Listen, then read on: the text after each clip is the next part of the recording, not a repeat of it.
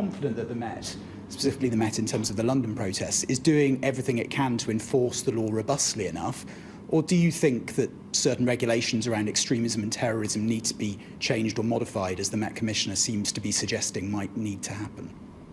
Well, first of all, let me explain what we've seen over the last few weekends. We've seen now tens of thousands of people take to the streets following the massacre of Jewish people, the single largest loss of Jewish life since the Holocaust, chanting for the erasure of Israel from the map.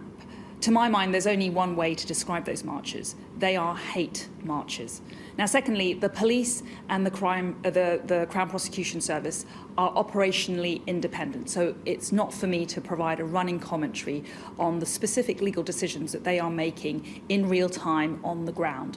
But what the police have made clear is that they are concerned that there's a large number of bad actors who are deliberately operating beneath the criminal threshold in a way which you or I, or the vast majority of British people, would consider to be utterly odious. Now, we keep our laws under review, and if there is a need to change the law, just as we did in relation to Just Stop Oil protests last year, I will not hesitate to act. You referenced chanting. Is it your view that the chant that we hear at some of those protests, from the river to the sea, that one, is anti-Semitic in all contexts, and do you think people should be being arrested for chanting that? As I said, I'm not going to get into matters which are operationally independent for the police and the Crown Prosecution Service. They need to make those decisions based on the facts and the evidence as they see them. But I have made my views clear. These are hate marches, and the police must take a zero-tolerance approach to anti-Semitism.